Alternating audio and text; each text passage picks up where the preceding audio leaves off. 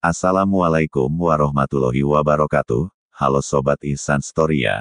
Ketemu lagi di channel ini, channel yang akan menceritakan tentang sejarah-sejarah. Jangan lupa subscribe, like, comment, share untuk mensupport dan mendukung channel ini. Simak sampai habis agar tidak salah paham dan salah tangkap. Selamat mendengarkan, terima kasih. Antara tahun 636 dan 640, pasukan Muslim dari Khalifah Islam kedua Umar menaklukkan Palestina. Di bawah kekuasaan Islam, orang Kristen, Yahudi dan Samaria dilindungi sebagai sesama penganut monoteisme Abrahamik atau umat kitab. Dan diizinkan untuk menjalankan agama mereka dengan damai. Umat Muslim juga mencabut larangan Romawi selama berabad-abad terhadap orang Yahudi di Yerusalem. Umat Muslim mengorganisasikan wilayah Keuskupan Bizantium Orientes Suriah menjadi 5 distrik militer, atau provinsi, Jun, Jamak Ajnad. Wilayah Palestina Prima dan Palestina Tertia menjadi Jun Filastin dan membentang dari Akoba di selatan ke Galilea bawah di utara dan dari Arish di barat ke Yericho di timur. Tulunit kemudian memperluas batas-batas provinsi ke arah timur dan selatan untuk memasukkan wilayah-wilayah di selatan Yordania modern dan barat Laut Arab Saudi. Kota Ramla yang baru didirikan menjadi ibu kota administratif Jun Filastin dan kota terpenting. Jun al-Urdun berkorespondensi dengan Palestina Secunda, meliputi sebagian besar Galilea, bagian barat peraya di Transjordania, dan kota-kota pesisir Akre dan Sur atau Tirus. Tabaria atau Tiberias menggantikan Skitopolis sebagai ibu kota provinsi. Sepanjang periode tersebut, Palestina merupakan salah satu provinsi paling makmur dan subur di kekhalifahan tersebut. Kekayaan Palestina berasal dari lokasi strategisnya sebagai pusat perdagangan internasional, masuknya para peziarah, hasil pertaniannya yang luar biasa, dan sejumlah kerajinan lokal. Produk yang diproduksi atau diperdagangkan di Palestina meliputi bahan bangunan dari tambang marmer dan batu putih, rempah-rempah, sabun, minyak zaitun, gula, nila, garam laut mati, dan sutra. Orang-orang Yahudi Palestina merupakan ahli pembuat kaca yang hasil karyanya dikenal sebagai kaca Yahudi di Eropa. Palestina juga dikenal karena produksi buku dan pekerjaan juru tulisnya. Umat Islam melakukan banyak upaya dalam mengembangkan armada laut dan merenovasi pelabuhan laut, membangun galangan kapal, memperkuat kota-kota pesisir, dan mendirikan pangkalan angkatan laut di Palestina. Akko menjadi pangkalan angkatan laut utama mereka dan dari sana armada mereka berangkat untuk menaklukkan Siprus pada tahun 647. Jaffa menggantikan Kaisarea sebagai pelabuhan utama Palestina karena kedekatannya dengan Ramla. Meskipun Palestina kini berada di bawah kendali Muslim, rasa cinta dunia Kristen terhadap tanah suci terus tumbuh. Raja-raja Kristen memberikan sumbangan yang besar untuk tempat-tempat suci di Yerusalem, dan membantu memfasilitasi lalu lintas ziarah yang terus meningkat. Para peziarah melakukan petualangan, tetapi juga untuk menebus dosa. Banyak peziarah diserang oleh perampok jalanan yang kemudian dikutip oleh tentara salib sebagai alasan untuk membebaskan Yerusalem dari kaum Muslim. Setelah penaklukan Palestina oleh pasukan Muslim antara tahun 636 dan 640, kekuasaan Islam membawa perubahan signifikan di wilayah tersebut, terutama dalam pengelolaan agama dan ekonomi. Di bawah kekuasaan Khalifah Umar, orang-orang Kristen, Yahudi, dan Samaria diberikan status ahli kitab, yang berarti mereka diizinkan untuk mempraktikkan agama mereka dengan damai dan dilindungi sebagai bagian dari penganut agama monoteistik Abrahamik. Salah satu tindakan penting adalah pencabutan larangan yang diberlakukan oleh Romawi terhadap orang Yahudi di Yerusalem, sehingga memungkinkan mereka kembali ke kota suci tersebut. Dari segi administrasi, wilayah-wilayah yang sebelumnya merupakan bagian dari Keuskupan Bizantium Orientes diorganisasikan menjadi beberapa provinsi militer yang disebut Jun. Dua dari provinsi penting tersebut adalah Jun Filastin dan Jun al-Urdun. Ramla, kota baru yang didirikan, menjadi ibu kota Jun Filastin, sementara Tiberias menjadi ibu kota Jun al-Urdun. Palestina, yang subur dan strategis, berkembang menjadi salah satu provinsi terkaya di Kekhalifahan Islam, dengan ekonomi yang didukung oleh perdagangan internasional, ziarah, pertanian, serta berbagai kerajinan seperti pembuatan kaca Yahudi yang terkenal di Eropa.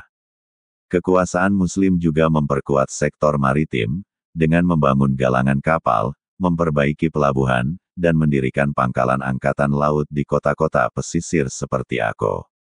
Dari sana, armada Muslim berhasil menaklukkan Siprus pada tahun 647. Di sisi lain, kota Java menjadi pelabuhan utama yang menggantikan Kaisarea karena lokasinya yang lebih dekat dengan Ramla. Meskipun berada di bawah kendali Muslim, Palestina tetap menjadi pusat ziarah yang penting bagi dunia Kristen. Raja-raja Kristen menyumbang besar untuk pemeliharaan tempat-tempat suci di Yerusalem, dan jumlah peziarah yang datang ke wilayah tersebut terus meningkat. Tantangan bagi para peziarah termasuk serangan oleh perampok jalanan, yang kemudian dijadikan salah satu alasan oleh tentara salib untuk melancarkan perang salib demi membebaskan Yerusalem dari kekuasaan Muslim.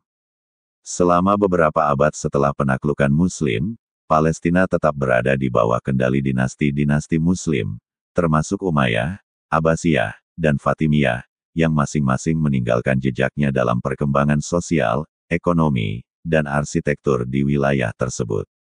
Di bawah kekuasaan dinasti Umayyah pada tahun 661–750, Yerusalem mendapatkan perhatian khusus dengan pembangunan Masjid Al-Aqsa dan kubah batu di Kompleks Al-Haram Al-Sharif, yang memperkokoh status religiusnya sebagai kota suci bagi umat Islam. Dalam periode Abbasiyah pada tahun 750 hingga 1258, kendali kekhalifahan lebih difokuskan pada pusat kekuasaan di Baghdad, sementara Palestina tetap menjadi pusat penting dalam jaringan perdagangan yang menghubungkan Asia, Afrika, dan Eropa. Sebagian besar kegiatan ekonomi masih terkait dengan produk-produk lokal seperti minyak zaitun, sutra, garam, laut mati, dan kerajinan tangan.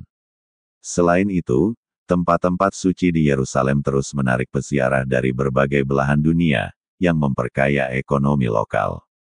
Pada akhir abad ke-10, Kekhalifahan Fatimiyah yang berbasis di Mesir menguasai Palestina. Dinasti Fatimiyah dikenal dengan kebijakan toleransinya terhadap berbagai agama, dan mereka mempertahankan hubungan damai dengan komunitas Kristen dan Yahudi di wilayah tersebut.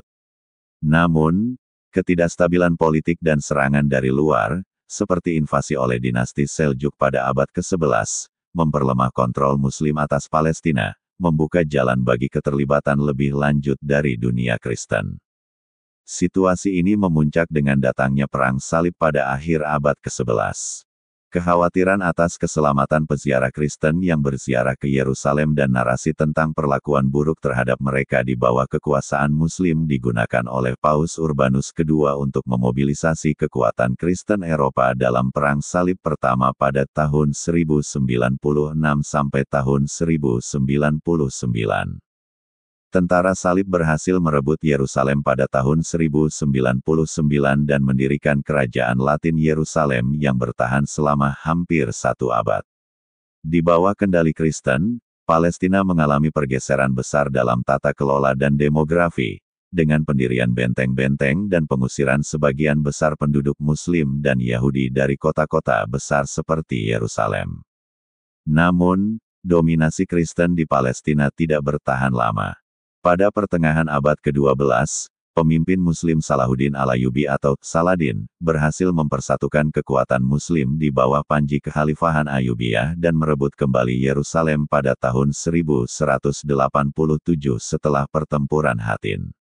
Meskipun Perang Salib lanjutan terjadi selama beberapa dekade berikutnya, termasuk Perang Salib ketiga yang dipimpin oleh Raja Richard Hati Singa dari Inggris, wilayah Palestina secara umum tetap berada di bawah kendali Muslim hingga akhirnya menjadi bagian dari Kekhalifahan Mamluk dan kemudian Kesultanan Utsmaniyah. Palestina, meskipun sering menjadi medan perang antara kekuatan Kristen dan Muslim, selalu menjadi pusat keagamaan dan ekonomi yang penting selama periode ini. Keberagaman budaya dan agama yang tercipta akibat perpindahan kekuasaan turut memperkaya warisan sejarahnya yang berlanjut hingga masa modern.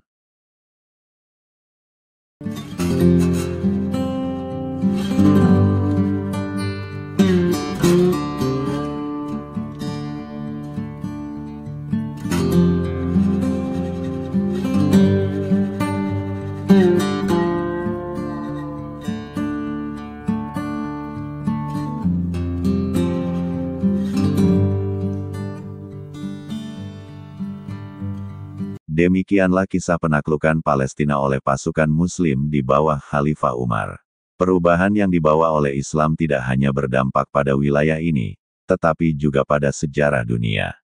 Jika kamu menikmati konten ini, jangan lupa like, komen, share, dan subscribe untuk lebih banyak cerita sejarah menarik lainnya.